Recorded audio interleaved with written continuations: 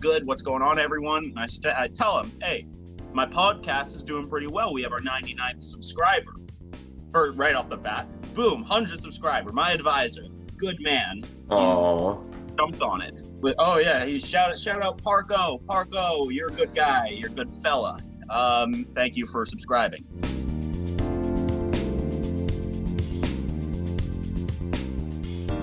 What is up, guys? Welcome back to the SmeshCast. It is Smesh Tuesday. We are not quite fresh off the fights. They've gone a little bit stale by now. We are sorry we did not come out with our normal Sunday episode. It is due to technical difficulties, as it happens, you know. However, we are back today, and it's ready. Are you guys ready to get going? I'm ready to get going. I don't know about that. I don't know about that other guy. Yeah, I haven't seen him around. If anyone hears from him, please let me know in the comments or something, because this guy's out for lunch or something. He's busy on his own today, so it's just gonna be you boys shooting the shit, talking about. I may be going on a limb here. I don't know. You know, I can only speak for myself, but this might have been the best fight I've ever watched. Like, this might be the most amazed I've ever been by a fight. Like, I don't know what I'd really quantify that by, because on one hand it was, you know, very much a one-sided beating. Whereas if you look at something like, I don't know, like another favorite of all time, Porier Hooker, like that back and forth war, you know? Izzy, Gastelum. Yeah, that might be the best one, actually. Jones Gustafson. It was missing that back and forth action, although there was always that threat. I think that Kattar could, like, you know, hit him with that knockout shot. I mean, Max is Max. He's got a granite chin. You don't put him down like that.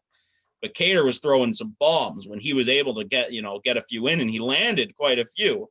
And they didn't phase Max at all. But, like, you know, I think that everybody watching this would agree that, you know, there were some worrying moments. There were some times when you just didn't want the fight to end like that. At least if you're a Holloway stan like I am. So God, it was exciting though. I mean, I went back and I watched the Ortega fight, like the Holloway Ortega fight, and it really is, like, you know, you think back at that fight and you think of you know, just how defenseless Ortega became and the crazy combos that Max was landing on him. And really, when you look at them back and forth, that was like nothing compared to this fight. Yeah, so you touched on a bunch of stuff there, right? There's Max's crazy performance. You talk about Kattar, maybe, can he come back, can he not? Max having his granite chin, should the fight have been stopped? There's tons to talk about here. So yes, first of all, to start off, yes, absolutely insane performance by Max.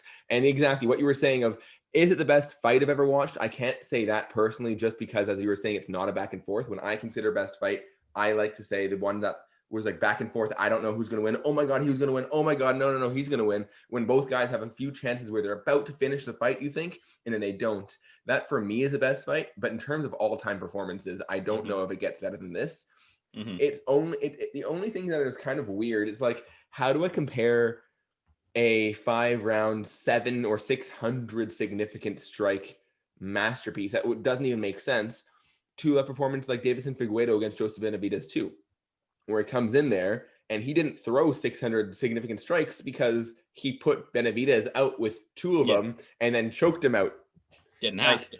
Yeah. And so like, I don't know, like, would it be more impressive if he had just knocked him out in the first round with one of those shots? Or is it more impressive that he kept going? I don't know. But at the end of the day, it takes a special kind of formula, the perfect chemistry, the perfect mix of pieces to be able to have something like this. You need a guy like Max with the absolute mastery in striking, who isn't a power puncher at all. He doesn't put people out very much, except for, of course, he has a couple. He has those Aldo finishes, but he doesn't generally. He has a Pettis finish.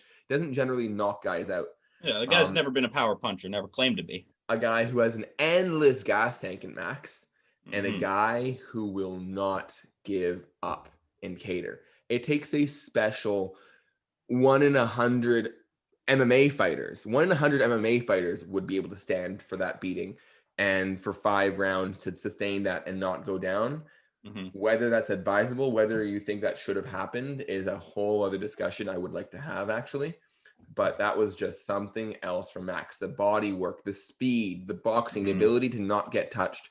And I just want to say one more thing before I pass it back to you. You know that Max has never been knocked down in the UFC? Yeah, I think I saw they were showing. I mean, they were showing all sorts of the records popping on the screen. I'm pretty sure. Yeah, they mentioned that. That's 25, I think, fights, and you have never been knocked down. That is potentially the greatest chin of all time. Yeah, that's that is like remarkable. Like I can't even fathom that. I mean, he gets hit every, he does get hit, Porier every so often. The Kattar had some huge shots. Lamas had some huge shots. Andre Touchy-Feely had some huge shots. He does not go down. He's got that warrior spirit, I guess. I don't know. Something's keeping him up on his feet. He just he barely seems phased by these shots. I don't know. This guy's doing, a lot of the top level work. There's a big mental game there. I think we all know. And a big piece of the puzzle is, keeping composed when you're facing some damage, facing a difficult time. That's why guys, they'll stick out their tongue, they'll have a poker face on, they'll act, they'll put up the act like, I'm all good. You don't even faze me. And it's kind of for their own benefit. They got to believe that they aren't phased, because there is there's a factor of for just getting knocked down, being willing to give up. I don't know, a difference though. No, it's not just like sometimes when you're knocked down, I don't think it's just a matter of will. I don't think every time you're knocked down. No, right? Of course. I'm saying it's it plays a role is what I'm saying. It's just like when you have a chin that strong, and this is just not even like I can't even necessarily praise him for it, because it's just like naturally the man just has a chin, and he's blessed. He is blessed with a chin. Yeah. It's like, those Thai fighters who like they kick each other in the shins and get their so they get their shins like fucking rock hard. Maybe that's what Max is doing. He's just cranking his head up against a wall. You sound like a 2005 UFC fighter. Oh, if you guys want to get good at taking a punch, just practice taking punches. If you want to hear a story, Noah, if you get knocked out 10 times, you'll be better at waking back up. Yeah, exactly. Back in high school, I knew a couple of guys who were like into like one of them was like a boxer, and there were like a few guys there was like a local MMA gym in my area, and a few of the guys trained. And I remember in gym class and in drama class, where I had a bunch of these guys, they would just stand there and they would just fucking kick each other in the shins. And they looked like they look like total fucking weirdos. But I think I've heard, a lot of the getting hit and conditioning yourself shit is all total bullshit. We all, more times you get knocked out, easier you get knocked out. But yes, I've heard that the shin kicking is legit. It makes them like fucking rock hard, like you're getting hit by like a steel rod. Because you can fucking build callus in your shins. Your brain does not build callus. And if it did, you would die. Yeah, exactly. And like, you work the bag with your bare knuckles, you're going to just make your hands bleed. You're going to develop scar tissue, and your hands are just going to open up more easy every time. No. Your hands, you can get stronger, I think. I think bones in general, bones can get harder. No, but I've read like with just like puncturing the skin and just like your knuckles bleeding. Like if you go bare knuckle on a bag, every time that you from what I've heard, you just develop that scar tissue on your knuckles, and it just opens up. It's like this. It's like why a guy like Nate Diaz opens up so easy. He's got so much scar tissue on his face. It opens up easier. Yeah, I feel like there might be something to be said about like training it without actually opening it up. I might be wrong, but I feel like if you have like some light padding just so it doesn't get opened up, but you still can develop the hardness. There's still a hardness where you're hitting it bare knuckle, but you're not cutting yourself. So like tape or something on your hand, so it's like minimal, but you still, I feel like hand conditioning has to be a thing. All these things, that's what I'm thinking, are legit on some level. Like I know when I fucking knee or kick a bag, it hurts my knees and hurts my legs. And I know when Dustin Poirier does, it does not. When Tony Ferguson does, it does not. Also, how much of that is the willpower thing? You're right. The just, the having that objective, and I'm not a badass. I'm not a kneeing Dustin and punching Porier. and kicking will is the never be. main. That's the main part of their life. That's their occupation. That's their career. Our occupation and career are podcast hosts. So obviously, we need to focus on being more quick-witted. That's why we don't feel bad when we like talk shit about people. That's our skill. Wait, Whereas if our skill is being quick-witted, does this count as performance-enhancing drugs? Roie, you put that down right now. You get that. We're gonna need to talk about that after the show. You get that out of the fucking frame. Haunt me before you saw it does, bro. Better hide under your goddamn table. Where the hell? John Jones Where were we? I lost my pace after that remarkable joke. So many broken records, though. As we mentioned, most significant strikes landed in a single fight, including the most significant body and head strikes landed, most total strikes thrown, most significant attempted strikes, most significant strikes in a single round. That's actually really shocking to me because, I mean, something that was amazing about this is his ability to sustain it over 5 rounds. I don't think if you had told me that the person who gets the most significant strikes in a single round would do it A, on the feet, and B, do it in the middle of a 5-round fight that they finish, and they kept that pace up, that I would not believe you. Because you would expect that if someone gets the most significant strikes in a single round, they should be gassed out forever. They should not be able to fight 4 more rounds. Forget exactly. Do what they did for 4 more rounds. Like, have you ever like stood in front of the bag and like just like seeing how, like, imagine throwing like over, I mean, just 100 punches. No, fuck like that. Noah, last night, my roommates and I worked out, and one of the things that we had, we did like a super setting, and one of the things that we had on our circuit was 2-minute jump rope. 2 minutes. Yeah. I was dead. All 3 of us. The first time we did it, we're like, all right, we're dead at the end of it, but we kind of made it through. Maybe we fucked up at the end and slowed down, but we made it through pretty consistently. The second one, we're like, holy shit, this is no way we're getting through this. The third one, we were done. Now, we had 5 minutes break between each 2-minute set, and these 2-minute sets are 2 minutes, not 3 like a boxing round, not 5 like an MMA round. And we were fucking dead. We're not getting punched in the stomach while we're doing it. We're not getting punched in the face while we're doing it. If we slow down, we're not getting knocked out. We're not grappling throughout it. And yet we were wiped. It just put in a new perspective in my mind of how long 5 minutes is. That's doing 2.5 of one of these things with no rest, and then 1 minute break, and then 5 more minutes, and then 1 minute break, and then a third 5-minute round. 2 more if you're a championship fight. It's insane. Yeah. It's unbelievable. Like the amount of when I want everyone listening, try to just like skip rope. I mean, or you know what? If you really want to connect to this fight, just try and shadow box. Just try and shadow box for like 5 straight minutes, and try and stay active, and see how goddamn exhausted you get. Very quickly, you'll get exhausted. Not getting hit, not dealing with any adversity, not dealing with any pressure. Oh, the pressure, the adrenaline dump, dude. Just throw in your hands. Just throwing your hands in front of you. It seems easy. It's not. I've got an Oculus Rift over in my corner there, and I've got this one game on there. It's like a boxing training thing. It's very neat. It's called The Thrill of the Fight. Before you go any further, can I ask you how many times you've accidentally knocked your girlfriend out while you had the Oculus Rift on your face? I have a very big bedroom. She's on one side, I'm on the other. You don't even have to worry about that. We've got a whole system. We've got a whole. Hey, I didn't get on your shit about using your performance enhancing drugs. So don't get on my shit about my alleged domestic abuse. Oh my God. Of which there is none. There is none. So, oh man, you got me thinking about my domestic abuse, alleged domestic abuse, and now I lost my place again. I'm sorry, you were on your Oculus Rift playing your boxing game. Yes. So there's this playing my little game, and it tries to be as realistic as it can, and it's quite a good workout.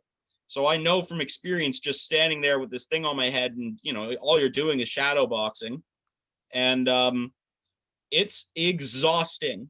It is exhausting.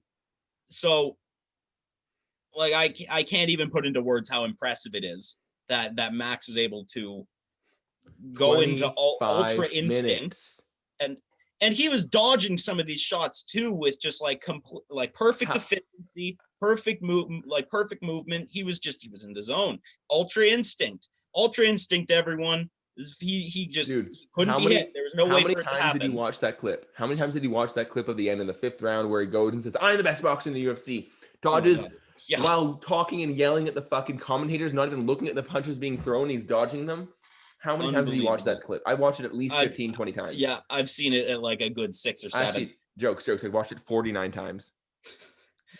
Well, can you give me your assessment of what really happened then? Oh, yeah. What really happened is that forget who won and lost. That's the conversation is futile. I think we just need to sit and look at the mastery that we saw on Saturday night. Yeah. I need to find some kind of a replay of that fight because I do want to watch it again and again and again. I'm going to make it like my background. I'm going to make a moving background image. So it's just constantly playing that fight on my computer. Your screen. Exactly. Well, okay. Moving on from this though, we haven't, what we really, I think, have to have the discussion about, should that fight have been stopped, A, by the referee and B, by the corner? So Kattar was working. Working. He never stopped working. Okay, so I can give you my assessment. There was that moment in the 3rd, maybe the 4th round, where Kattar stood up, where like Kattar was taking punches. He stopped taking punches for a second, and he went like he's walking and he's stumbling, and then he goes right back against the cage, and Max unloads again, and that happens for a little bit, and eventually Kattar regains his wits. At that point, the fight should have been stopped by the referee, I think. Yeah, that would have been a very reasonable stoppage, I'd say. If a guy can't stand properly, stop the fucking fight. Yeah, especially when he's not. And that's where I say from the referee perspective, from the corner perspective, what you were bringing up of, well, I mean, he was still throwing shots. That is, of course, essentially good shots. What you're weighing here, right? Is like, is there still a chance he's going to win? And is that chance worth the damage that he's inevitably going to take along the way? And the thing is, what we were talking about earlier, which is that Max has that insane chin, A, and B, Kattar tested it a couple times. Yeah, you're right. Kattar did throw his best shots out there a couple times, missed 90% of them, hit 1 or 2, and Max didn't give a fuck. He hit a little more than 1 or 2. He landed quite a few shots. At that point, though, when you saw he was landing 1 or 2 to every one that Max, every 6 to 7 or 8 that Max was landing. Yeah. And Max wasn't phased, and Kattar was looking lost and hurt and taking abuse after abuse.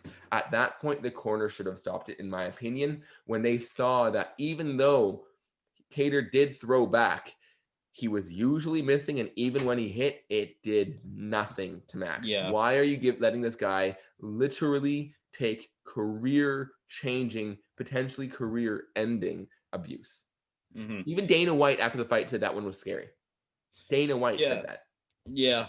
Dana White is not a man who really cares about the well-being of his fighters, I don't think. Allegedly. You know, it's interesting. Kattar just posted on Instagram today talking about the loss. And he specifically he said, thankful for my team's commitment to this fight. Which, I don't know, maybe tells me that, you never know how these guys are going to react when, their corner steps in. Like, look at Smith, where I'd say it's a much more egregious example where he was just getting beaten up and was not active. Not responding on the ground, is taking a beating.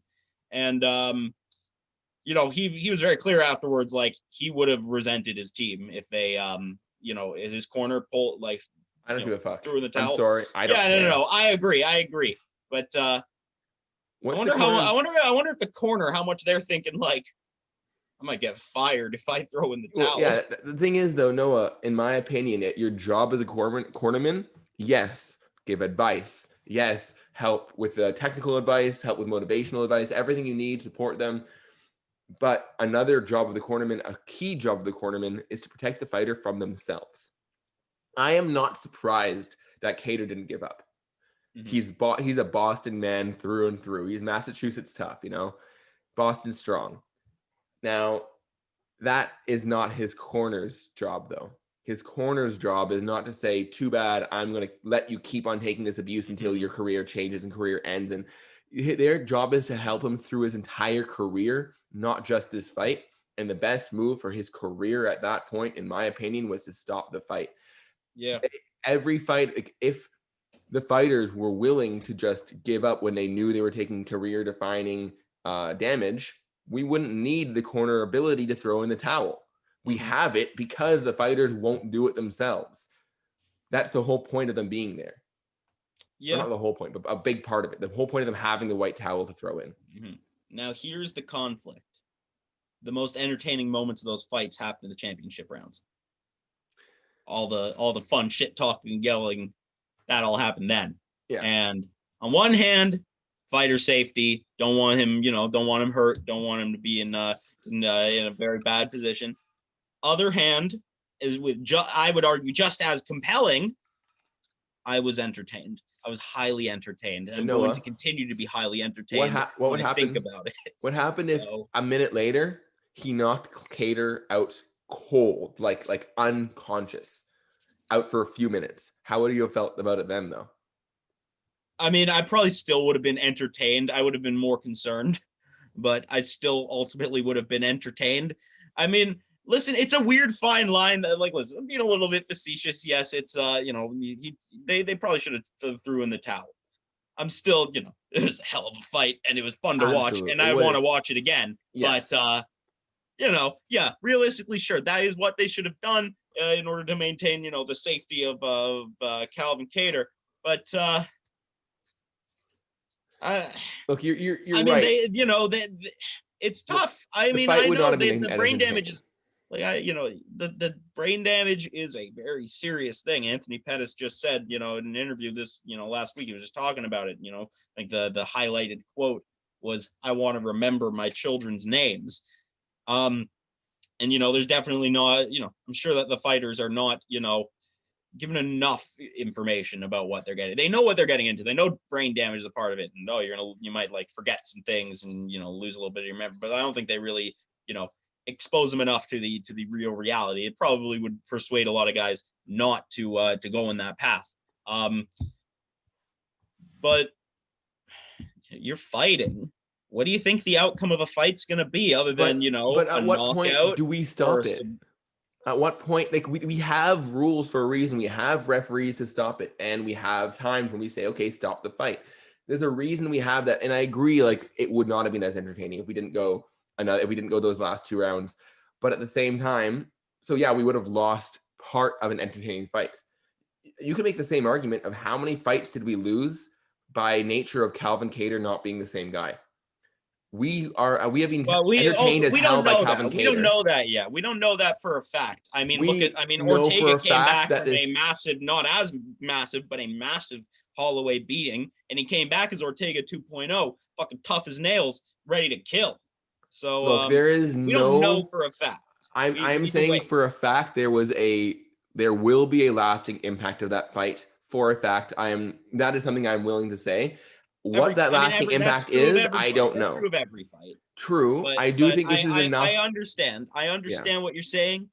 I don't want to speculate just yet, because there are, yes. I mean, I know, Tony Ferguson is fresh in everyone's mind, but I mean, people take beatings and sometimes they come back, Carlos Condit, dude. Carlos Condit still isn't the same since that Robbie Lawler war, and he will never be the same. Since that Robbie Lawler war, neither guy has been the same fighter. Neither guy has been able to has had the same pop, the same rip, the same chin.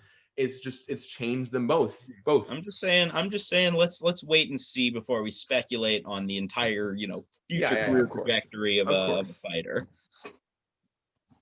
All right. Well, we have a couple more things to talk about here. For sure, I think the biggest question is the division. What happens to the division from here, right? Of course, I think Dana said it, and this is absolutely 100% the best thing Max could have done for his own career.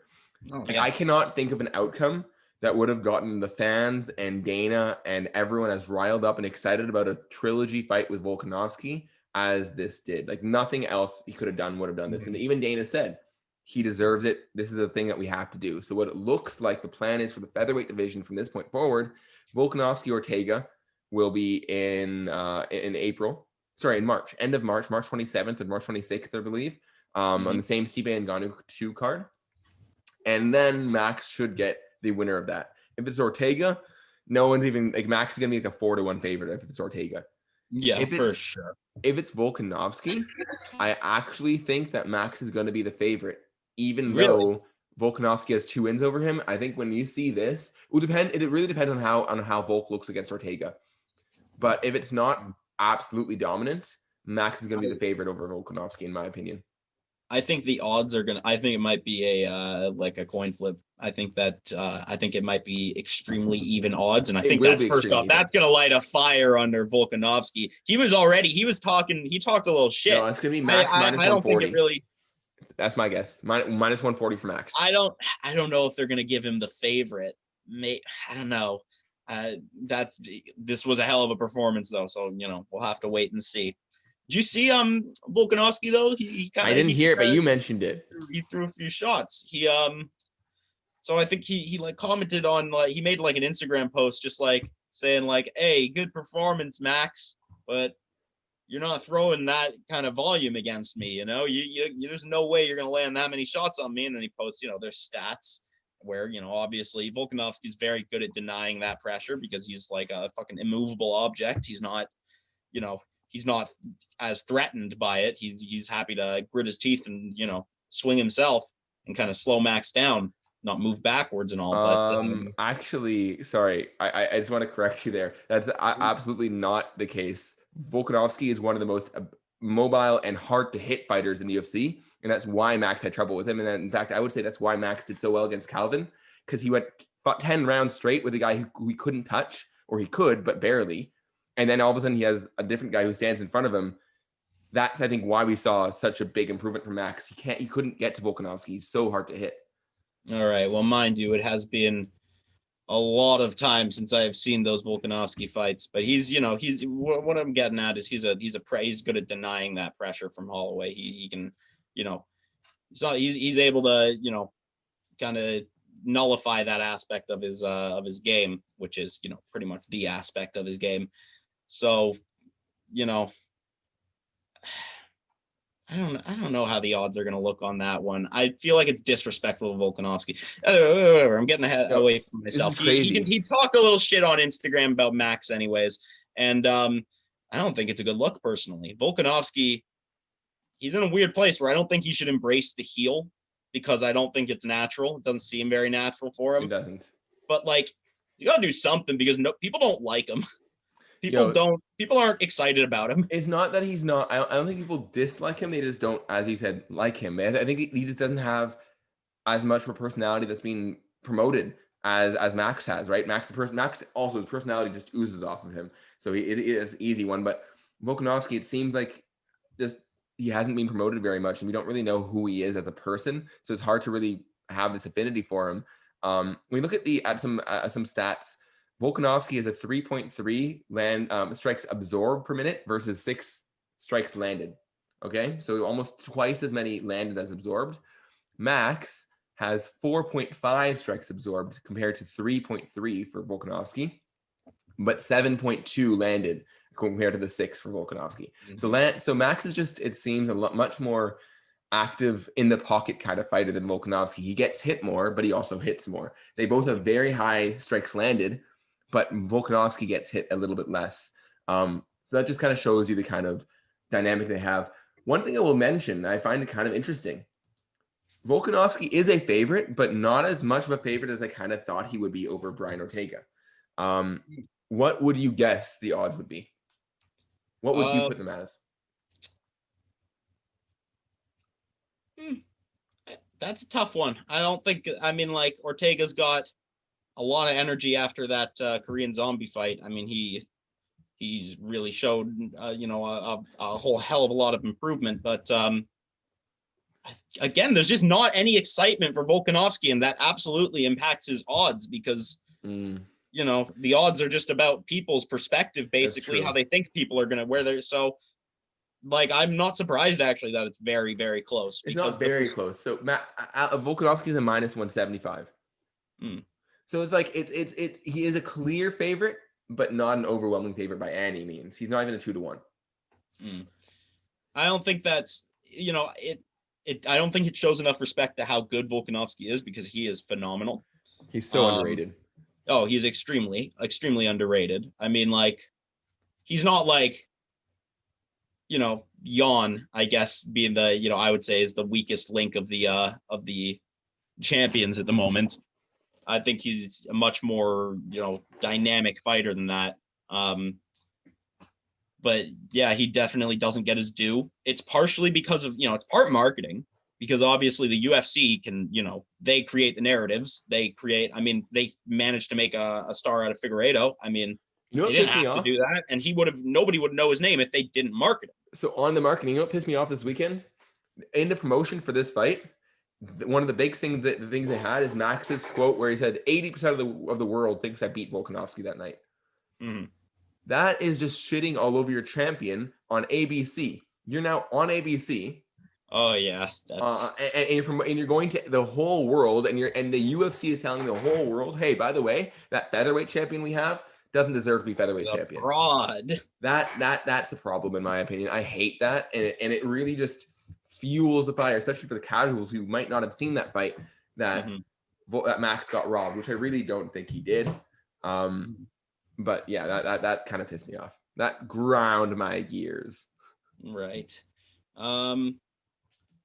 Yeah, again, public perception is very important to this sport. And on one hand, Volkanovski, definitely it'll fuel him, that kind of lack of attention just makes him that much more likely to try to put on a performance that's gonna make headlines, and where people are going to be watching his highlights online. But I don't think he's ever going to be in the position that Max is with the fans. I mean, if you 3-4 wins, if he defeats Ortega and then destroys Max with the hardcore fans, I don't think compared to Max in terms of the attention he gets. I mean, you're talking about that clip of him like talking shit to the whichever clip it was, either he was talking shit to Cormier or fucking yelling that he was the best boxer in the UFC. After like a one day after that fight, that clip had like 500,000 views on YouTube. On Instagram, that shit probably had like millions. So I don't see Volkanovski ever being able to pull something like those kinds of views off of like he'd have to have a real special performance, and then he'd have to have something really interesting to say afterwards. He needs sustained and impressive performances. He's sustained it so far. He needs to put together a 3 or 4 defense run right now and have 1 or 2 really, really, really amazing performances. And he will be given that. I think if he knocked Max out, he would be. Yeah, that would be a very big. Yeah, he has to take it. Actually, I think he's set up really well right now, to be honest. Even though I know he's been disrespected by the UFC, by the promotion, by the fans, by the media, I think that he's in a position right now to explode, because the next 2 opponents he has are probably the featherweights with the most attention on them in the UFC. Mm-hmm. When we're talking Brian Ortega, who is, going around the bush with Halle Berry, who knows what's going on over there. Interesting. I was not aware of that. You're not aware of the Brian Ortega Halle Berry romance that may or may not be happening?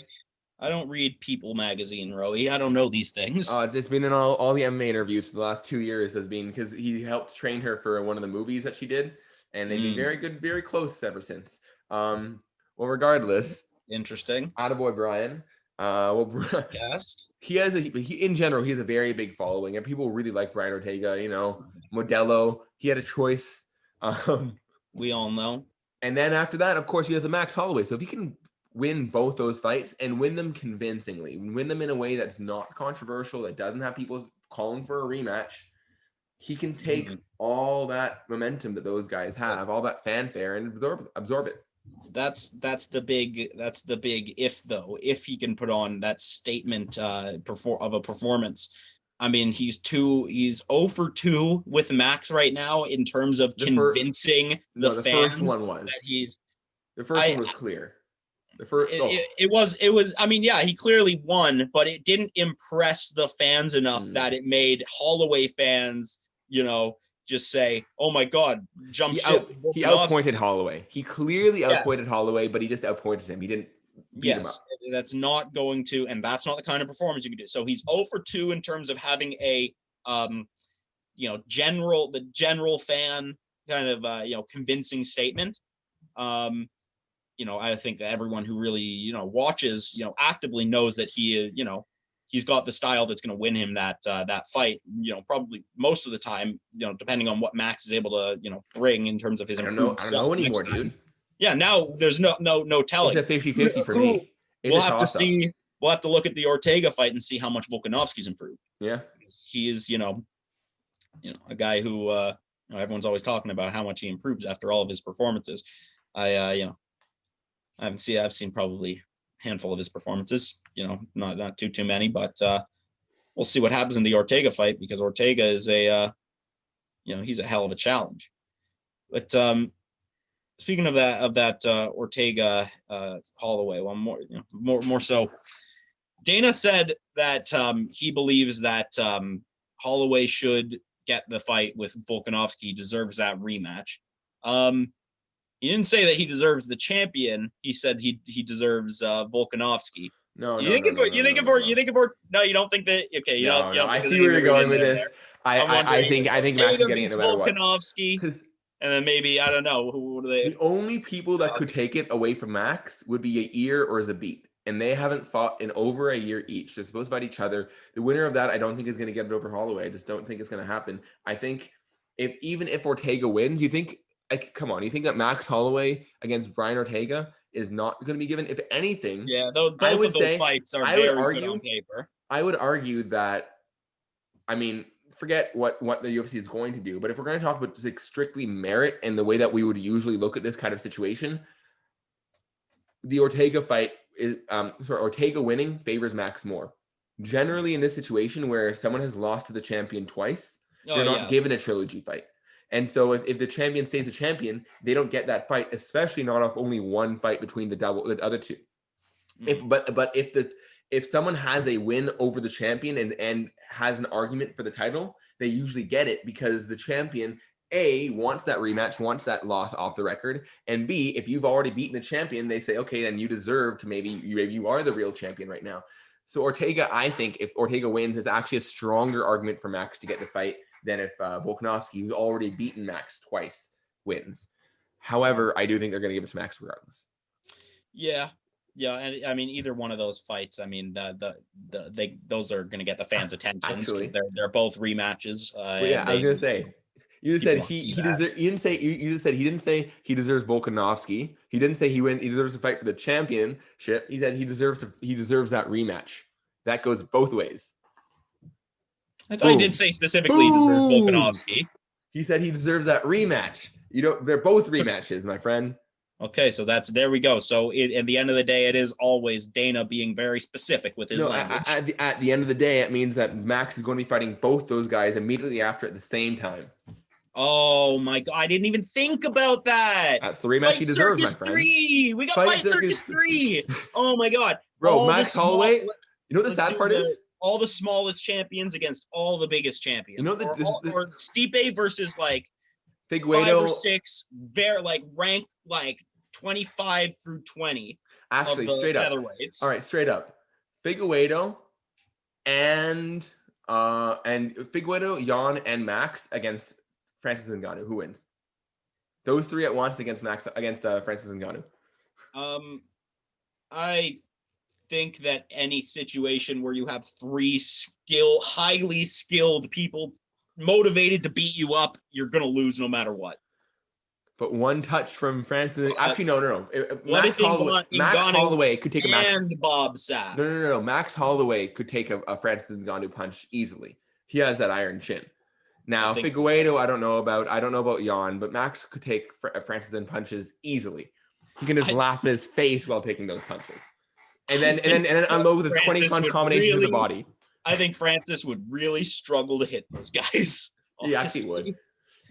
I think that you could see his strikes coming a mile away. And you know, it always I always find The problem is, Noah, that his arms are a mile long. So you can see the him a mile problem. away. You can't get out of the way, though. Problem. But I still think that if you throw Bob Sapp into the mix onto the Ngannou team, I think that then you might have a real challenge. All right, let's move on. I think we've been on this Max Holloway train for quite a while. I mean, how could you not be on it? That was like the most impressive performance I've ever seen in my life. That's on. I think we've been on this for like 40 minutes at this point.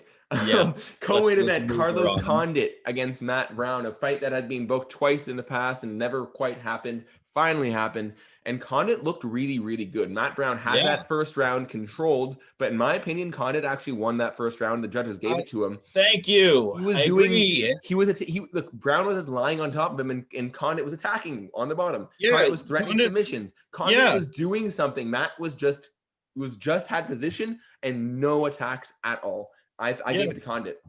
I wouldn't even call it he's controlling him in that he's on top. You know, he's got top position. He has the dominant position, but who's really in control down there? Who's Condit was throwing shots. He like you said, he was threatening submissions, and some of those punches he was throwing from the ground, they were clearly not like weak shots. They were at the very least they were bothering Brown. He was not happy with that, and yet he still held position and wasn't able to really do anything with it at all.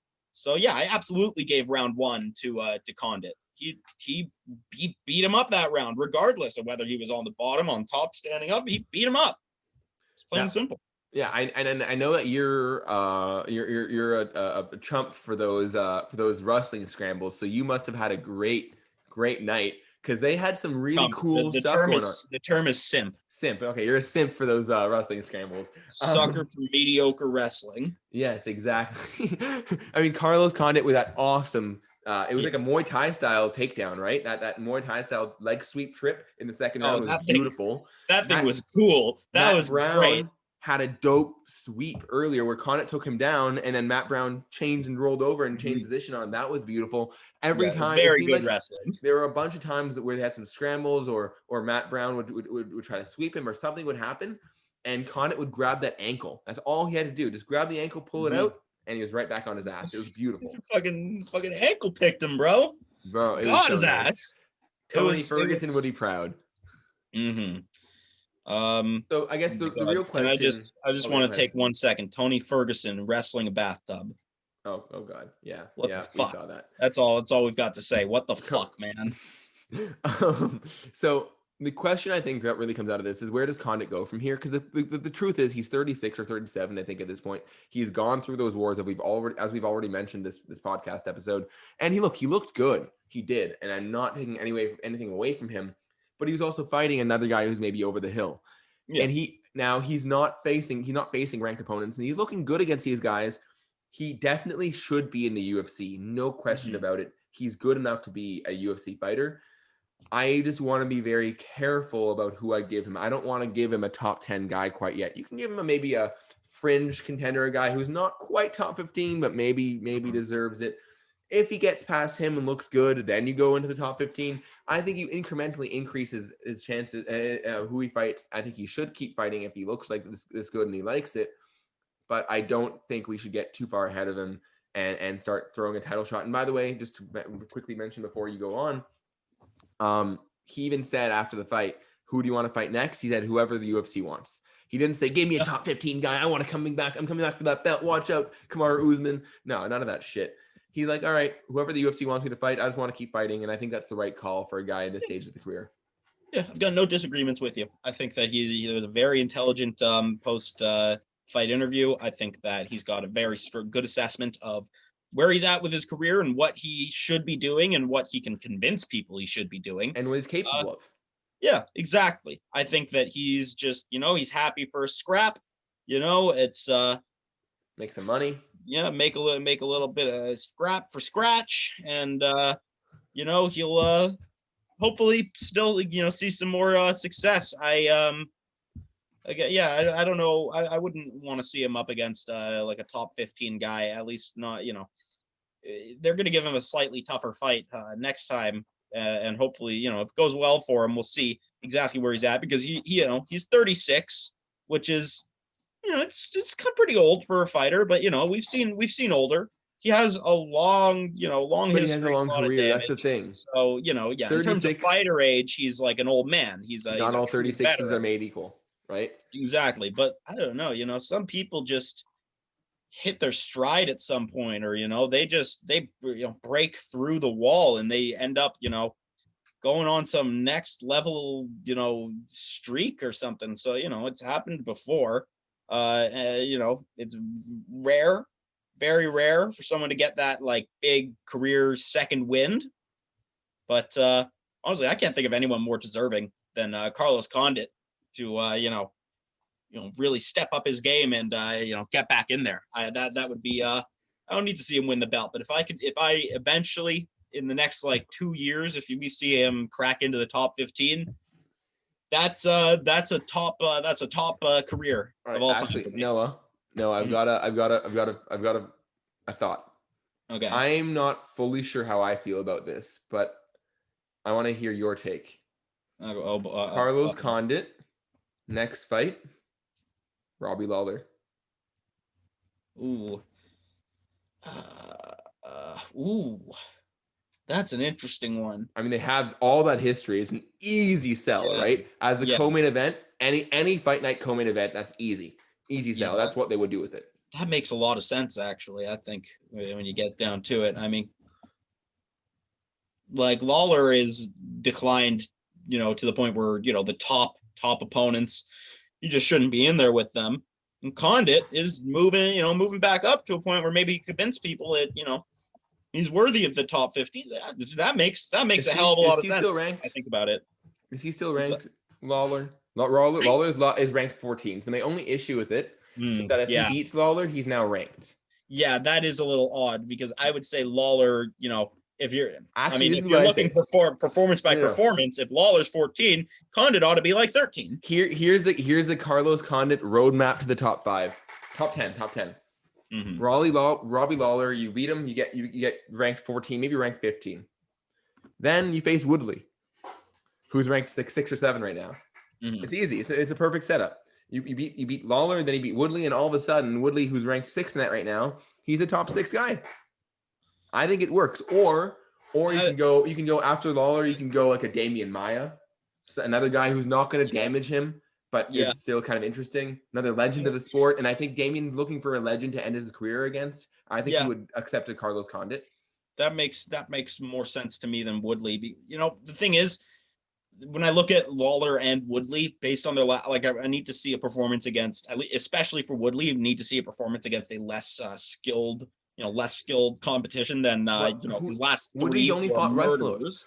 He's been stuck against wrestlers. Condit's not going to go. So that's why I'm saying or knock him out. I want to see a different performance from Woodley, see if he's motivated to still be in there. Because as far as I'm concerned, based on his last 3 performances, he probably shouldn't be ranked based on pure skill relative to the other people next to him. I don't know, man. Condit's not ranked. I know, but Condit's performances, if you look at his last 2 performances, if those guys are ranked, it just seems like, why the fuck isn't Condit? I mean, and obviously there's all the MMA politics and all the no one Condit fought was ranked. Yeah, I know. I'm talking about in terms of like performances. Woodley doesn't even seem like his heart's in it anymore. He doesn't seem like he wants to. The moment he walks, starts his walkout, he doesn't look like he wants to be there. So, again, that's what I'm saying. I want to see him fight, some less top elite performers to see if he's even still in there. And I think that'll tell us if he's even like deserving of a spot in the top 15. I agree with that, but I think that Carlos Condit is by far that fight. Carlos Condit is not a top 10 guy. I think we all agree. So like if you're gonna see if he's gonna fight someone who's not quite elite to see if he still wants to fight a guy like Carlos, who we can see is it the wrestling threat that was really what was fucking with him, because he had a boring fight against Maia, he had bad fights against Gilbert, bad fights against Kamaru, guys who can threaten him on the ground.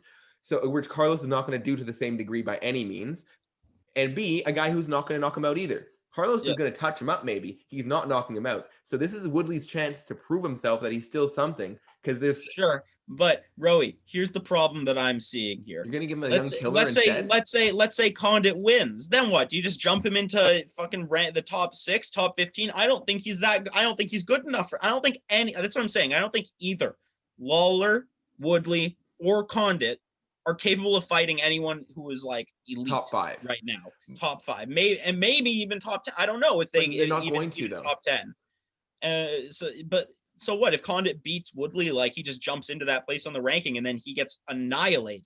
But in his right next now, fight, Woodley, and he's right back down. You know who Woodley's gonna fight right now? Woodley's gonna fight like a Vicente Luque, a Jeff Neal, a Li Jingliang, who we're gonna talk about in just a minute. He's probably gonna fight him. Like he's gonna fight a young, hungry guy who's gonna knock him out.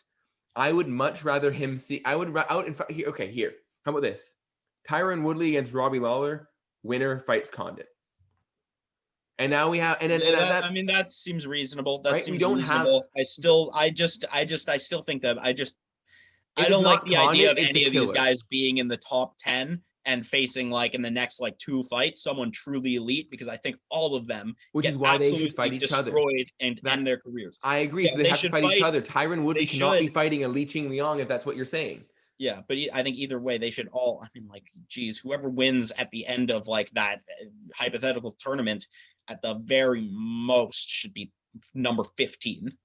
Look, I think if you win that tournament, you've earned a shot at the top 15 or even the top 10. You haven't earned the top 5 by any means, but you earn a shot against a guy around rank 10, like an 8 through 15 kind of guy.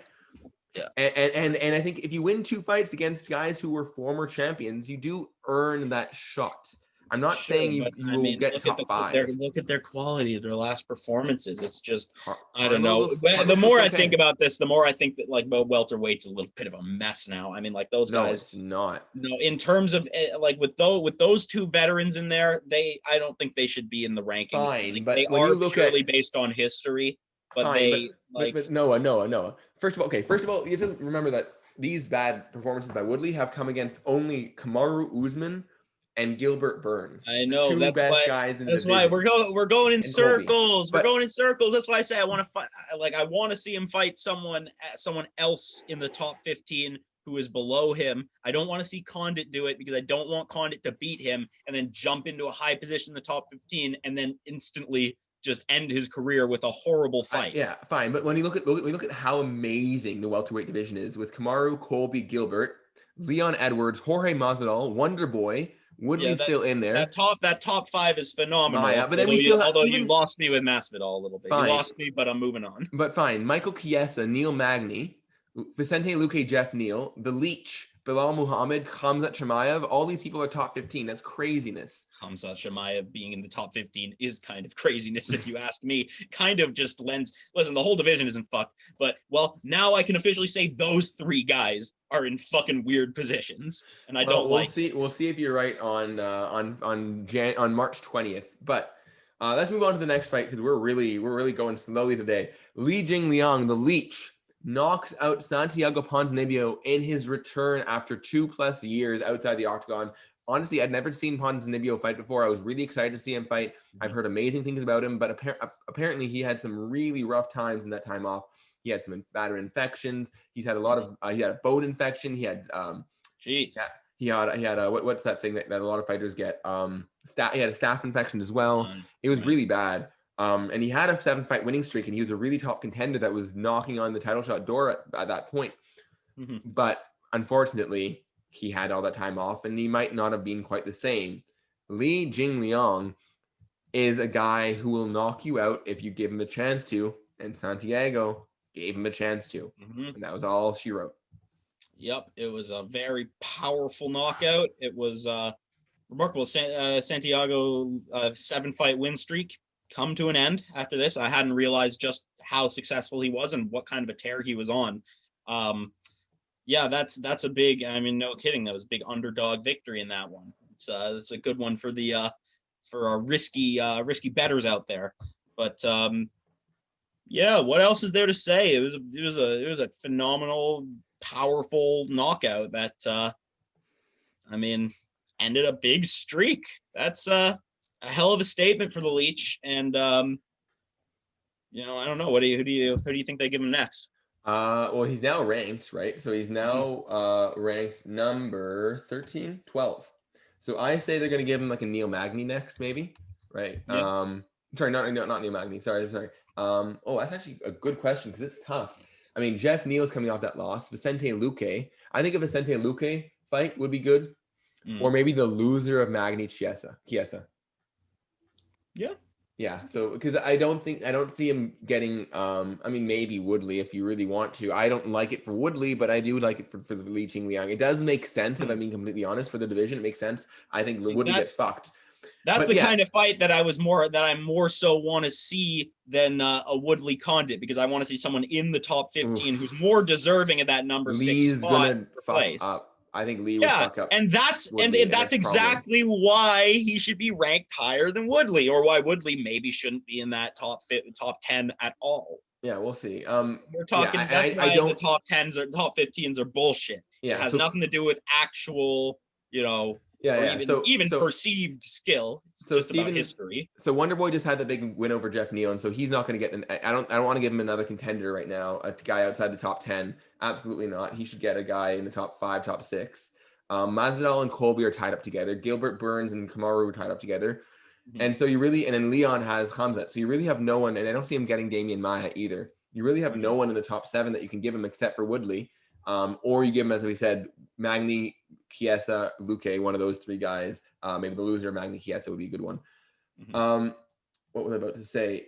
In the next fight, we had a really interesting setup. So I actually, looking back in hindsight, this was absolutely a setup. Joaquin Buckley had that crazy spinning back kick knockout, and it was beautiful, right? He had that he blew up.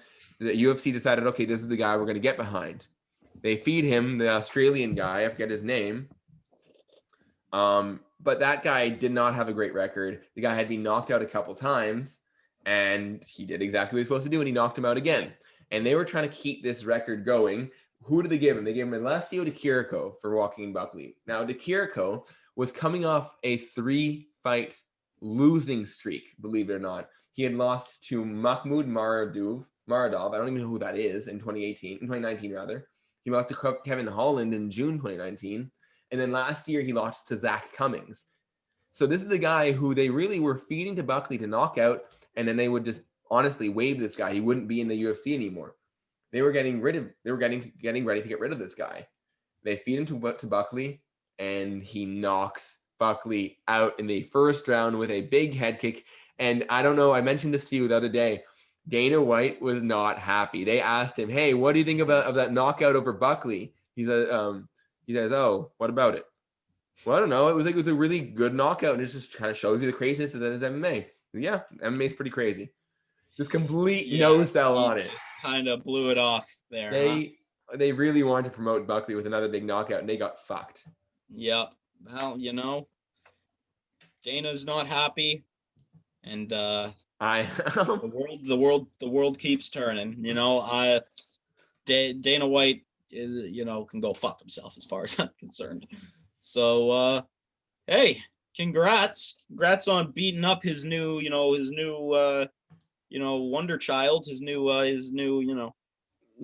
partner in crime. I'm glad that happy for you. It sucks that you're not going to get promoted for shit for it, but and the thing is, such is the nature of things. Well, sometimes they are promoted for shit when they go and beat a big hype guy. Look at Marlon Vera getting a lot of promotion, being the co-main event, fighting Jose Aldo on the last fight card of the year, right? So you do get promoted in this situation. However, I actually don't think he will, and here's the big reason why.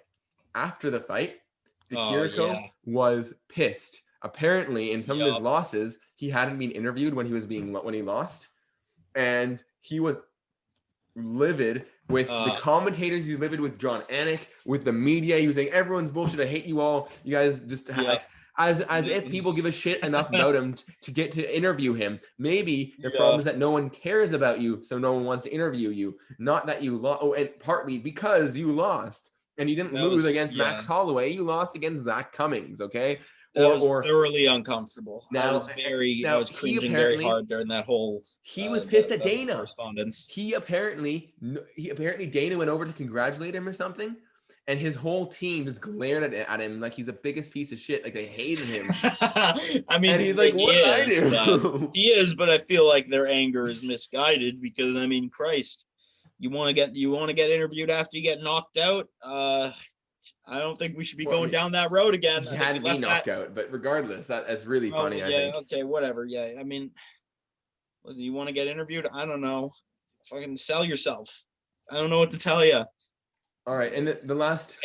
I understood his anger, but shit, it was the wrong moment, I think, to express that. It was just very uncomfortable.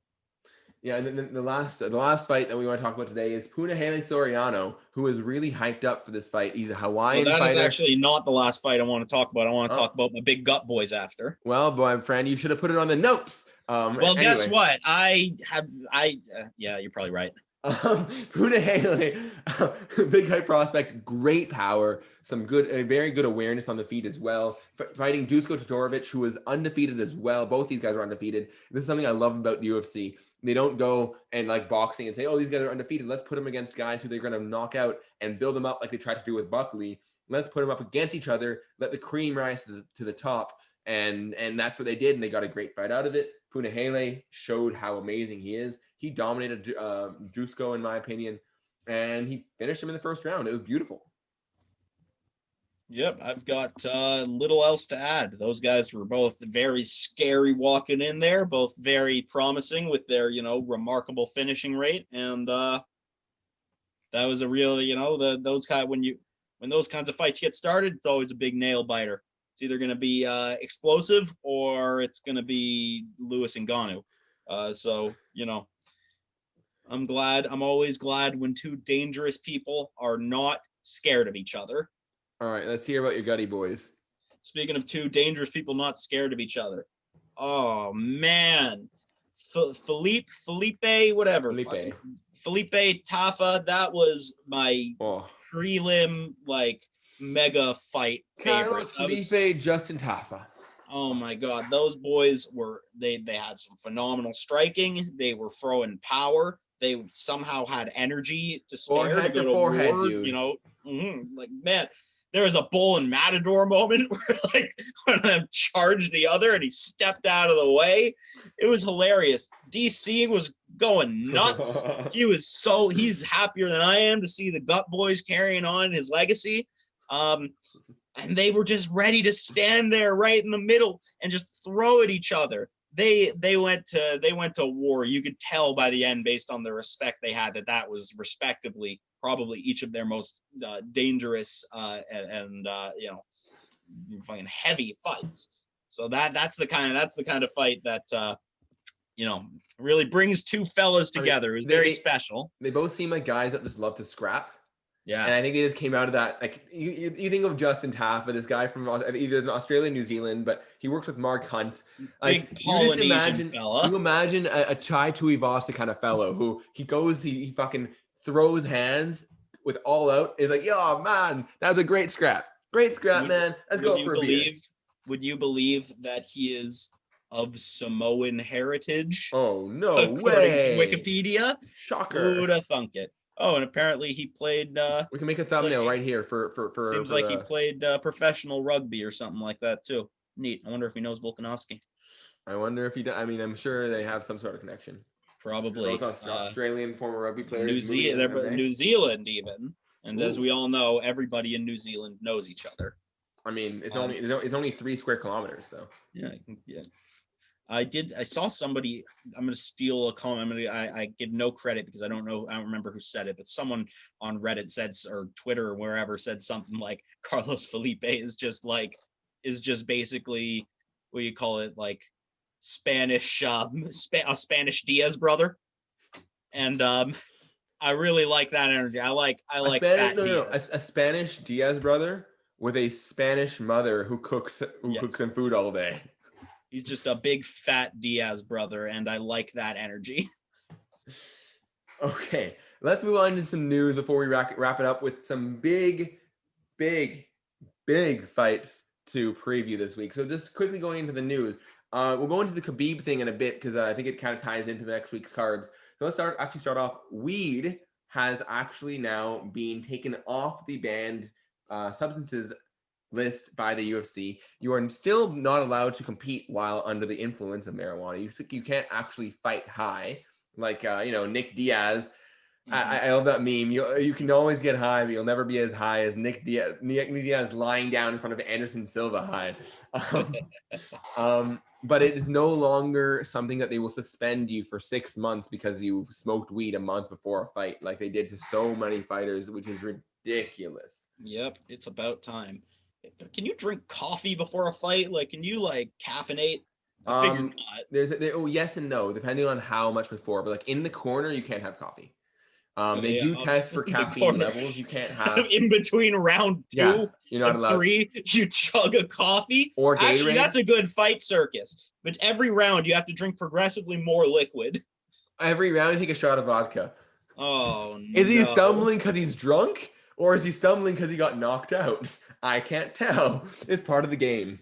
That's how you end up with a body count. Okay. But anyway, that's about time. Welcome to the 21st century. But speaking of weed and the Diaz brothers, Nate Diaz is rumored to perhaps actually this is straight out of the Dana White playbook, or straight out of Dana White's mouth. He might be fighting Justin Gaethje. No, that's so stupid. I think it was great. Why would they? That's so stupid. Why would they do something so stupid? No. This is why I like it. Look, Nate Diaz, I think is, to be completely honest, and I'm going to get flack for it, but I think he's overhyped. I think he's overrated. Fuck yeah, of course. Well, he has been saying, I deserve to be at 155 all this time. I deserve to fight for the belt, the best guys. So here's a fresh matchup for him that if he beats, this is a real chance to prove himself. If he beats Gaethje, he absolutely is up there, deserves a McGregor fight. If he loses to Gaethje, then you put it in Diaz's head that you're not as good as these top guys. You're not this 155-pound elite. You're good. You're not elite.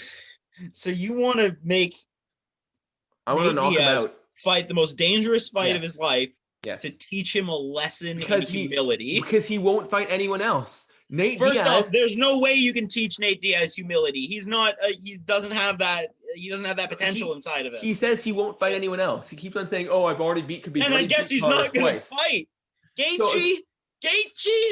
Absolutely no. That's so stupid. He's going to die. That's a death sentence. Well, I think it's going to help Gaethje's point. I think it sets Gaethje up for a Conor fight really well. I think actually. Roie, what happened to your ethics? What happened to your? I don't want to see people fucking killed in there. Nate Diaz has not taken as much damage as these other guys. Nate Diaz has not been around for as long as these other guys. Nate Diaz might be older. But he hasn't fought in 5 years. Justin Gaethje. Are you hearing yourself? You hear these words? Nate Diaz beat Conor McGregor. He's a good fighter. You just called him overrated. He's overrated, but he's good. Yeah, he's better. He's good. He's better than me. But Gaethje, are you kidding me? He's gonna slap Gaethje, and Gaethje's gonna knock him out for it. It'll be great, dude. I know it'll be great, but it's not fair. That's like fucking. He's gonna kick his leg off. It's gonna be great. I can't. This is not. And then Gaethje. I don't like this. And then Masvidal comes back down to 155. Masvidal fights. Or fine, no. Masvidal stays at 170, but Gaethje goes up to 170, beats Masvidal, becomes a BMF. And by the way, Gaethje deserves to be a BMF. Absolutely. When you see it fights with Porier, with Alvarez, with everybody. Roie, I need you to stop for a second because Justin Gaethje against. Tell me you wouldn't watch Justin Gaethje against fucking. I mean, fact is, I'll watch any fight they put on, but that's just. No, you are marching a man down the green mile. No, would you not cream at Justin Gaethje against fucking cream at it? Jesus. Against Jorge Masvidal. Crass today. Jorge Masvidal, Justin Gaethje, dude, I would go crazy for that fight, and that would sell. Well, Masvidal Gaethje, that's not what we were talking about. Fine, that No. whatever. If he beats sure, if he let beats it Nate happen. Diaz, he's gonna be. But I'm the new BMF. Give me Masvidal. this is the dumbest thing, Roie. I have a lot of respect for you. I'm quite certain that you know more about all this stuff than I do. I'm just the casual here. You're El Capitan. But this is the dumbest thing I've ever heard you call for in my life. I actually like this fight. I'm gonna watch. I agree he doesn't deserve Gaethje, but I want to see it. I do want to see it.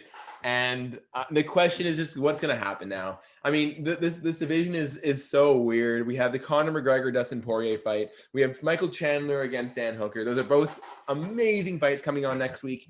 And one of those two winners might get a title shot. In fact, Khabib might stick around and fight Charles Oliveira. Now, if Don't believe it. Diaz, don't believe it. Don't believe the hype. Don't believe what Dana has to say. Frankly, that's what are they planning? This whole thing is all over the place. I don't know how you decide who gets the belt. I guess, to be honest, when Dana said we have to see what happens this weekend, he's right. You can't plan when you have these two huge fights. You don't know who's going to win. You don't know how they're going to win. If we have a spectacular performance by one of them, they deserve a title shot. If we have a mediocre performance by one of them, they don't. They deserve a title, let alone title shot. Jeez. But these other guys, I think hard. I think it's so stupid to set. I mean, it's obviously not like stupid in terms of like they planned to do this from the beginning. This was their game all along, bring Michael Chandler in. But what are they going to do? Winner of Conor Poirier, winner of Chandler Hooker gets a title shot? That's such a mess. That's such a fucking mess. Well, it depends on who the winners are. Hooker is not getting a title shot. Absolutely not. If Hooker wins, he's not getting a title shot. So I think But then what does he get? I guess he gets the loser of Poirier Conor. I think he gives Oliveira. I think he gets Oliveira or Gaethje. This is such a goddamn mess. It's basically there's basically like 2 or 3 people that they want to be champions, and it's like they'll block anyone else just through like weird. I don't think it's blocking. I think it's also just the fact that it's just so hard to break in. And then you have, and by the way, don't forget about Carlos Diego Ferreira. Diego Ferreira is still in this mix as well. So I mean, I think if Dan Hooker loses, it's gonna be Dan Hooker against Diego Ferreira. I think Tony Ferguson might face Diego Ferreira is also a possibility. We still, it's so many people. Charles Oliveira is in the top 3. It's so fucking crazy right now. Yeah, it's crowded, and I don't like the idea that Michael Chandler could win like 1 or 2. Well, I guess if he does beat that competition, then sure, he earns the title. But like, right. I'm still just not convinced because again, I'm not as in the loop. I'm like pretty, I'm pretty, wishy-washy with this stuff. I like to watch the fights and I don't really, I casually follow the goings-ons outside. Michael Chandler still to me just is like a fucking stranger that they threw into the mix with nothing going on behind him. So the thing is that he's proven himself against really good opponents in other organizations for a long ass time. It's just we don't know where he is in the UFC. I think, and the thing is as well, because he's older, he's 35, 36 now. He only has 5 or so fights left in him, I think. And so you have to, if you want to see where he really is, if you want to get that full potential, you can't put him as a ranked 15 guy and make him fight 5 fights to get to the belt. By the time he gets there, he's not himself anymore. You have to go right into the mix now. And that's why I think Dan Hooker's the perfect opponent.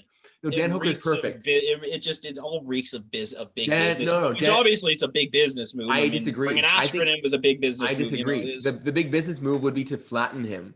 Would be to give him the ranked 15 guys that have no names that will kill him, and then that way you show how much better the UFC fighters are than Bellator. I think that would have been the big business move. I think this is actually a nice move to Chandler to let him get this far and give him this opportunity. Why, and I think why is he getting that? Like Dan Hooker is the perfect opponent. It just seems like such a weird, high risk, low reward because he gets beaten. He's like everyone just thinks he's a nobody. He wins. He's a champion with not nearly the same level of attention or hype behind him as he does have Conor a lot of Porier and Khabib. No, I'm sorry. He got spoken about over on every podcast, including our own, before he even signed. before he even signed. He's clearly a guy who people watch. I mean, I've only ever talked to him in the context of who the fuck is this and why are they just like, I know he's like a guy from like other organizations who's like top there, but like he doesn't have a name that I or like any other fan who's like to the same level of commitment, I guess, really,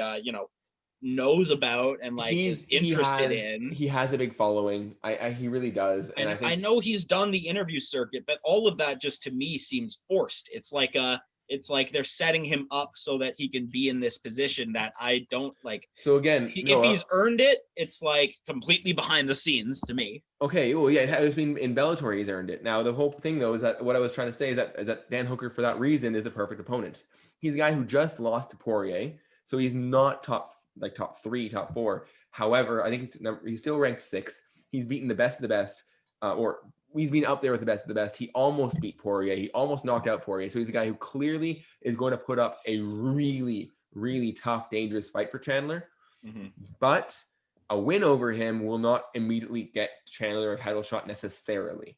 It might, but he would have to really beat the brakes off of Hooker, I think, to get a title shot, especially in this crowded picture. So I think it really gives us a good idea of who Michael Chandler is. Is he a top 5 guy? If he's a top 5 guy, he'll put up a good fight and maybe beat Hooker. If he's not, he'll lose, definitely, for sure, and we'll be good. I guess I'm just mostly confused at how they've been selling Chandler as like this very high profile move by having him everywhere, having him appear everywhere. And it just seems very odd and very forced to me. Regardless of his skill or his credentials, it all just feels very forced. And it feels very unorganic to me, his massive growth. I don't know. It just seems I buy it as strange. I don't know. Well, we'll find out on Saturday whether or not it is all hype or if he deserves it. I'm saying outside of his credentials, a weird growth for me in terms of like the sport. Okay, so let's get into the fights next week if you want. Unless there's a couple other things. We can talk about actually a couple other things very quickly. I mean, we do have Dillashaw is now off suspension. So Dillashaw will be coming back sometime soon, hopefully against Jose Aldo, as we mentioned. That would be that's a fight that makes sense to me. Everyone likes that fight. Now, the other thing I wanted to mention, we mentioned it on the last episode, just how crazy that March 6th card is going to be with, Izzy Jan, Peter Yan versus Aljamain Sterling, Amanda Nunes, Megan Anderson, Rakic Santos. We have Dominic Cruz, Casey Kenny, Askar Askarov, Joseph Benavidez. Crazy night. But we have 2 other cards in that month that are crazy as well. This is the craziest March I've ever seen in the UFC for sure. Maybe the craziest. March Madness indeed. March 20th we have Khamzat and Leon, Rosenstruck Gane, Brunson Holland, Paul Craig, Jamal Hill. And March 27th we have the Stipe and Ngannou 2. We have Volkanovski Ortega, and we have Jimmy Crute, Johnny Walker. We have so many amazing fights coming up in the month of March. I am so hyped. It's going to be one of the best months the UFC has had in a long time. 2 pay-per-views in 1 month, by the way. 5 championships being competed for. Just craziness. I'm so excited. Yeah, it's going to be a wild time. Very excited for tune in to all those events and have some nice chats about them. Quick question, Noah. Pick 1 championship fight and 1 non-championship fight that you're most excited for out of those March fights. Okay. My easy choice for non-champion fight would be the Cruz Kenny fight. Oh wow. I think that's a very compelling I was gonna guess something else. I thought you were gonna say Rosenstruck Gane, but okay. That is very exciting, but Cruz is still, a phenomenal fighter. He's still great. But Kenny is this like absolute killer. I mean, every time I've seen him in the last year or so in the octagon, he just looks so dangerous out there. He looks so determined. He's got the look of a future champion. He's got that killer instinct in him, and he is dangerous. And Cruz is a really phenomenal test for him. And I think that it'll be a very hard fought fight for I think if it's possible that if Kenny wins, that he might make it look easy. If Cruz wins, I think it's gonna be a hard fought battle where he proves himself. You never know. I think Cruz could dance around and make him look silly as well. Cruz has that footwork that can make someone look silly.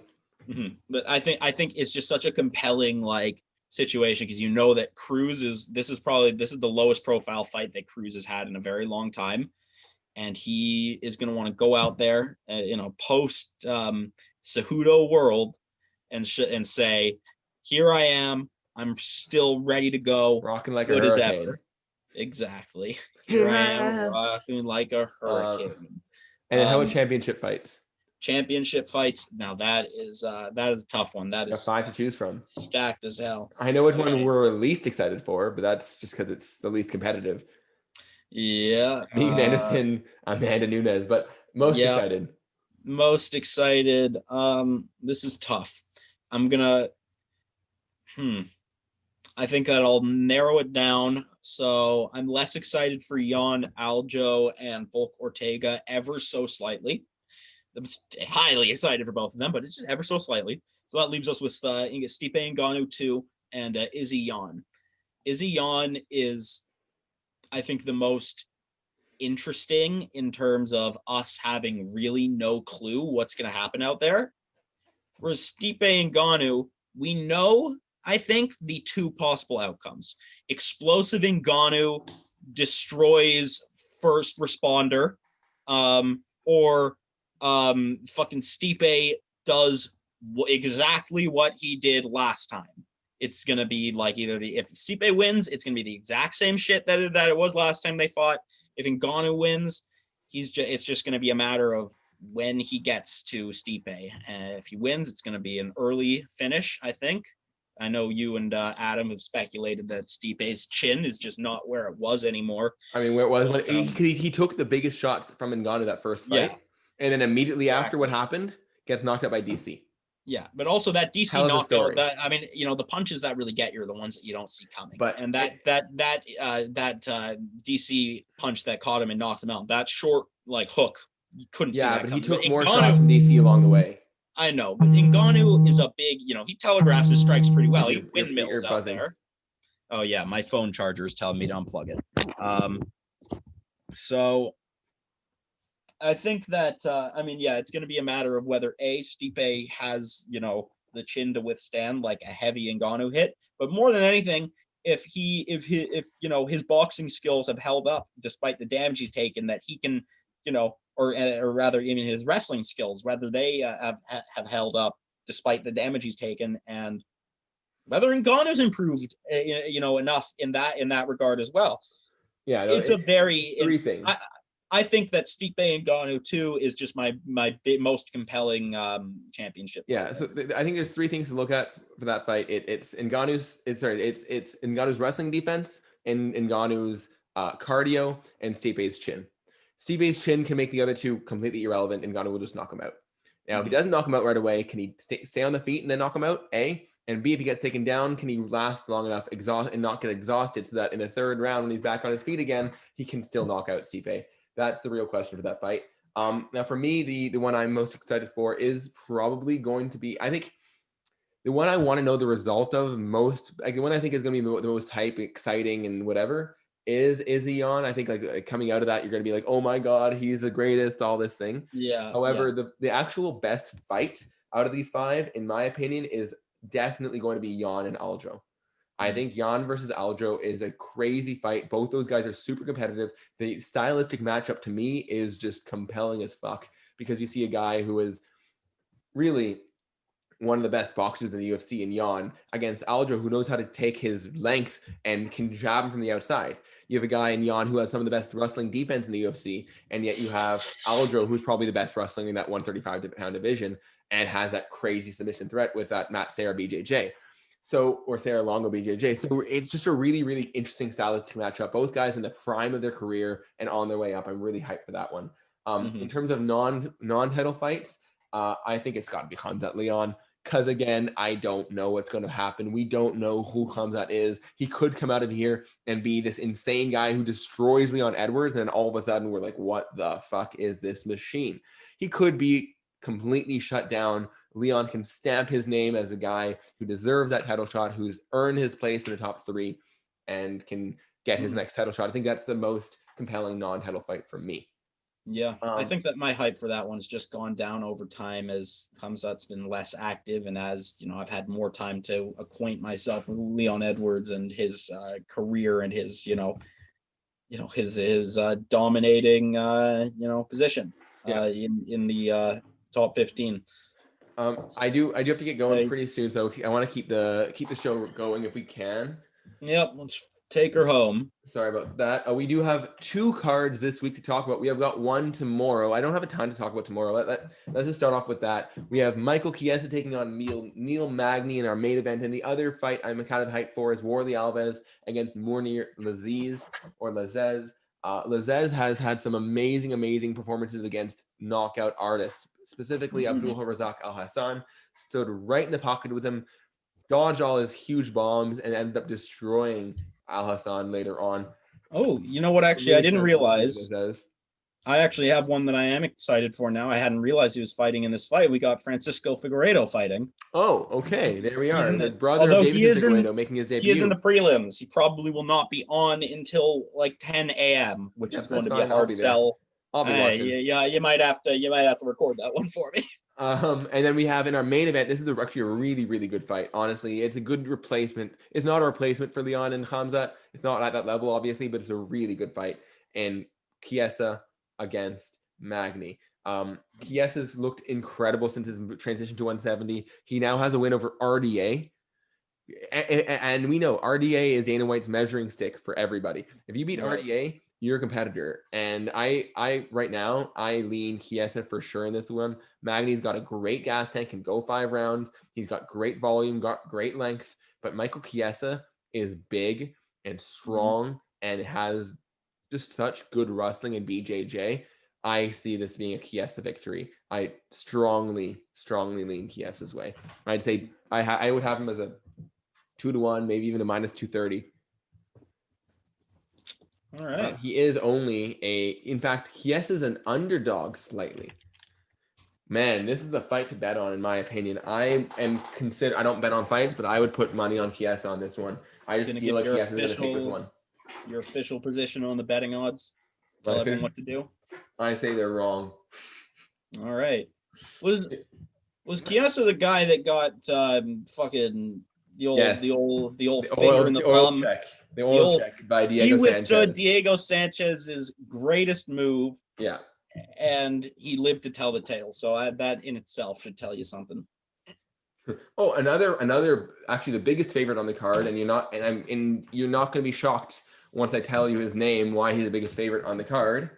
The guy is fighting against a man named Sergey Morozov, and the man's name is Umar Nurmagomedov. Oh no! So Mr. Nurmagomedov is coming in to fight tomorrow. That'll be an exciting one to see as well. 5-1 favorite is a lot. I don't know if he necessarily deserves that, but we'll find out tomorrow. If he's a Khabib or anything like him, he does. How big is the Nurmagomedov clan in general? Bigger than bigger than yours. Actually, maybe not. You have a pretty large common last name. Hell yeah! But are they is Nurmagomedov like just in Russia? Is that just like being named like it's John probably a Smith Dagestan thing. It's probably a Dagestan, whatever. Is John Smith, it's one of those names. Or John Jones. How many John Jones do you think exist in the world? There's probably thousands and thousands. John Joneses seems like it could be like one of the most common names ever. That's a powerful name right there. That and like Tim Jones. That's like Max Power. Yeah, John Jones. I gotta say, I think John Jones just being the most popular John Jones on the planet is probably his greatest accomplishment. Being the most famous John Jones in the world. That is pretty remarkable when you think about it that way. So although I guess if you're named something like John Jones, you have to do something great, or else otherwise you risk being the most boring person on the planet. It's I'm John Jones. I sell pet food at PetSmart. Okay, touche. Moving into the McGregor card, I'm going to quickly go over a couple of the early cards because we're going to get lost in our McGregor and our Chandler and Hooker and Porier talk. Let's start. Movsar Evlov versus Nick Lentz is a good fight. Nick Lentz is a really good fighter that people like to watch. He likes to throw down. He's going to be fun to watch.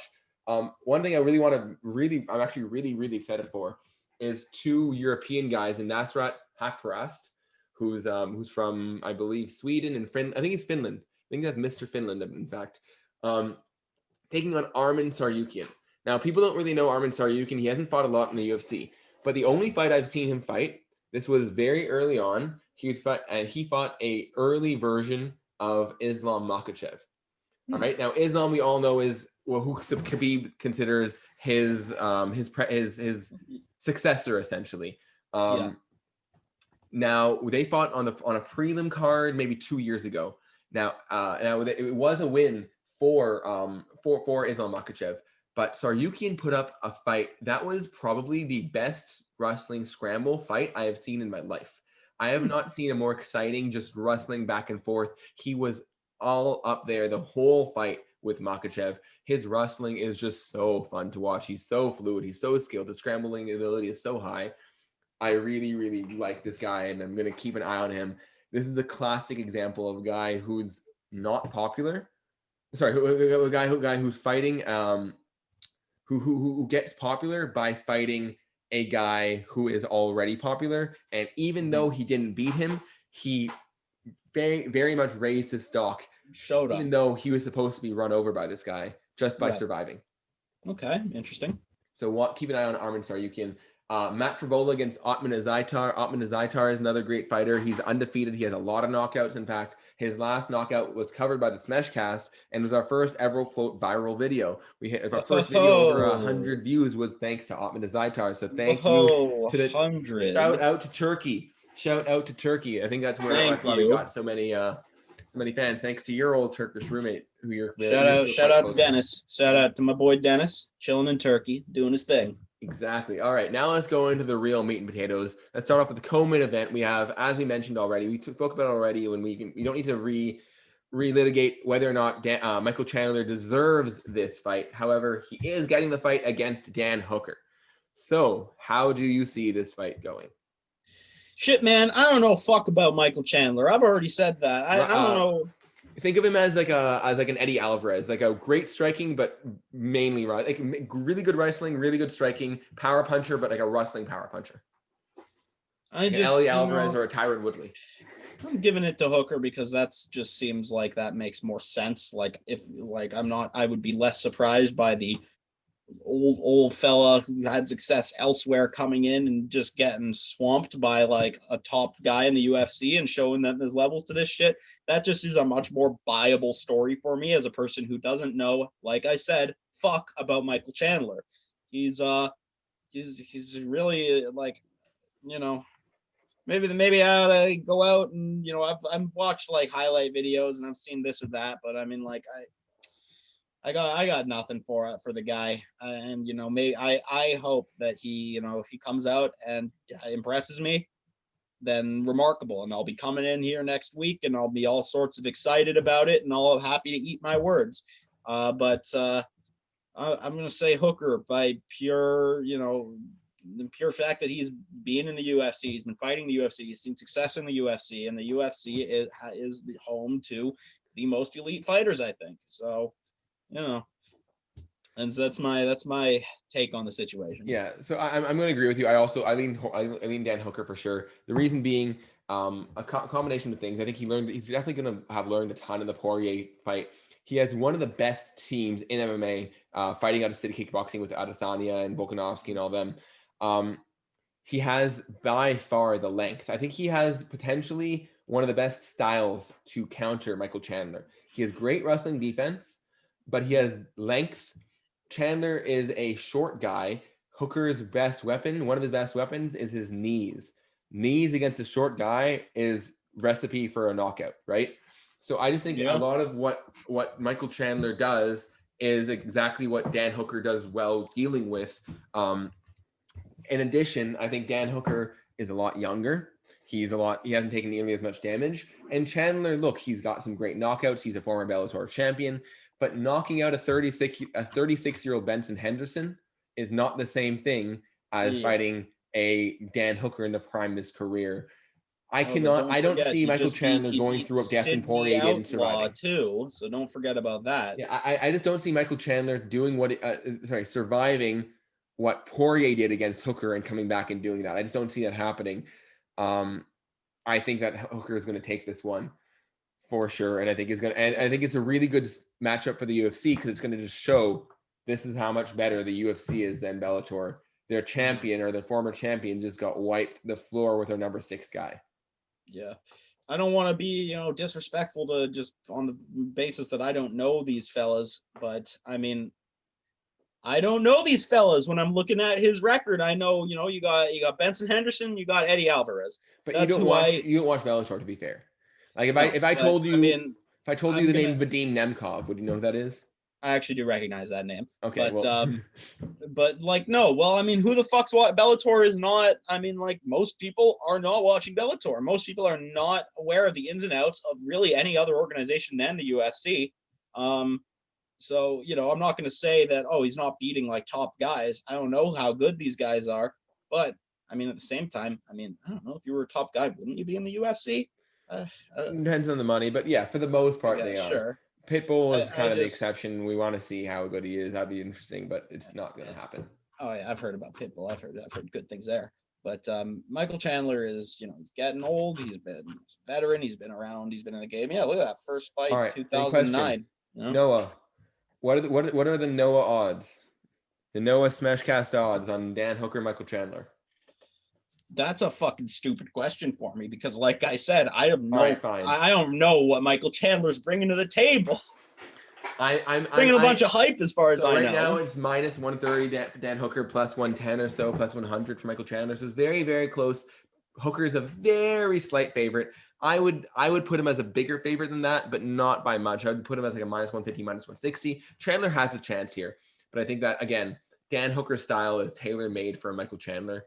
And especially with his camp, I think he's going to be able to show that. Well, okay. I guess we'll wait and see. Yeah, my opinion on Michael Chandler is loud and clear, and it's that I don't have one. All right. Well, the next two men I'm going to talk about, you have heard of and you have seen fight. We're looking at Dustin Poirier's rematch with Conor McGregor. This is a crazy fight. This is the way that rematches are supposed to happen, just like the Porier Holloway rematch. Where it happened some 6-7 years after the fact with different fighters. I think the same thing has to happen here. We have two new guys who are not the same fighters they were 6 years ago when they first clashed in 2014 or 2014. And these two guys have both gone on a tear ever since. They both have 2 losses. They have one shared loss being to Khabib. And then, of course, we have the Poirier's loss to Michael Johnson, whereas we have Conor's lost to Nate Diaz, but they've won the rest of their fights. The only big difference is that all these fights for Poirier have come at 155 pounds, whereas for Conor, they've been at a mix of 45, 55, and 70. This one's tough. I want Poirier to win. I think that a lot of people that are like real close watchers want Poirier to win because he's had such a phenomenal last couple of years. And he's such a good guy. He's just he's a great guy. How can you not like him? And Conor is, Conor. And he's also, very flaky, and he's been in and out of this thing, and he hasn't fought in a long time. And also there's an element of, I really don't want to feed into all the Conor fans that I see all over the place who don't seem like they're fans of UFC at all. They just tune into Conor fights, but still talk all that shit. And it's like, why do you have your whole, why do you stake yourself into this one man? You don't even watch the sport. It's just like, oh, Conor's going to win. Fuck Dustin. Who even is Dustin Poirier? He's going to get fucking one punch. He's getting starched. Why do you care so much about Conor that you love him, but you don't love MMA? That's a weird place to be for me. And I don't want to play into those people's cards. So at the very least, I want it to be a war. I want Conor to be very hurt. I don't care if he wins eventually. I want it to not be an easy day for Conor. Just because, Poirier deserves to bring it to him and give him the best he's got, regardless of how it ends. How do I think it's going to end, though? I think Conor will beat him. I think that that Poirier is hittable, and I think that Conor hits hard. Yeah, I think that the Poirier style of covering up a lot and then blitzing in, I think it is the kind of style that Conor will do well on. He's really, really, really good counterpuncher, and he's really good at pressuring. And those are the two things that Poirier doesn't deal that well with. Porier doesn't do well against snipers. His only 2 losses at 55, or he has 2 losses against 55. But his other loss at 55 was against Michael Johnson. Yeah, obviously Khabib, but that's another thing. Michael Johnson's the only other sniper he's faced. So I think that's the real risk for him. He's facing a guy who can knock him out with 1 punch, and he doesn't necessarily do well because he gets hit a lot. Then again, he did beat Justin Gaethje. I think if we get past that first round, now is when Porier really starts to come to life. Porier says he wants them both to be bloodied within the first minute. Conor says he wants to knock him out within the first minute, which tells me that we're going to see some guys throwing in that right off the bat in that fight. If it goes the first 5 minutes, that means guys are throwing, guys are landing, guys are bloody, guys are fighting. It's a war. It's going Poirier's way. But within that first 5 minutes, Conor all day. Yeah, I agree. The only thing that's just like sitting in the what if pile is just that, again, it's been a lot longer since we've seen Conor fight. His last fight was against Cowboy, who is, a dangerous opponent, but albeit not on the same level as like Poirier, for example. So we'll see where he's at right now. But, thing that everyone needs to consider at the end of the day, more than a lot of fight, motivation is a big weapon in fighters' arsenal. If they are motivated and they want to, achieve something, they can do it. But it's a more dangerous weapon in some people's hands than others. And a determined Conor who wants to set aside bullshit and just fight and win, that is one of the most dangerous guys in the entire world. I will say it took everything in me not to say conceive, believe, achieve. Shut the fuck up. But well, I didn't. I let you finish. When you're Mystic Mac and you're calling out how these fights are gonna go, it's that he's motivated and he's not fucking around, and he is I do think we're gonna see the best scary Conor. Man. I do think we're gonna see a very, very, very good version of Conor. I think Porier has to be the best Porier he's ever been in order to win this, and I hope he does. I'm a huge Porier fan. I want Porier to win, even though it's probably better for the sport. If Conor wins, it's probably going to promote things. The one thing I'm really, really scared of, Conor will just hold on to the belt. He's not going to fight anyone. No, here's my problem: is that if Conor wins the belt, he's going to fight someone. The problem is that he's going to fight Manny Pacquiao, and it's just going to fuck up the 155-pound division even longer. Yep, and Conor doesn't give a fuck if he does any of that. He's just in it for the cash at this point. He's got all the fame and legacy. But he's gonna get knocked out against Manny Pacquiao, by the way, if he fights him. So absolutely. I don't think anyone has any doubt about being the best boxer in the UFC is nowhere close to being the best boxer in boxing. Yeah, that's what Max was saying. He wants to box. He wants to spar with like Ryan Garcia. He wants to spar with Teofimo Lopez. Yeah, and that's definitely a good idea to train with these guys. That'd be dope. That'd be so cool. You want to stand up there and actually box these guys in a boxing match. They've seen everything that you have that you can possibly do. They've seen it before, and they've seen it on multiple people. So, no, they're not. No UFC boxer is bringing anything new to the game. Yeah. All right. Well, is there anything else you want to add in before we wrap this one up? I'm excited for tomorrow. I'm excited for Saturday. It's gonna be a crazy week of fights. I'm hyped.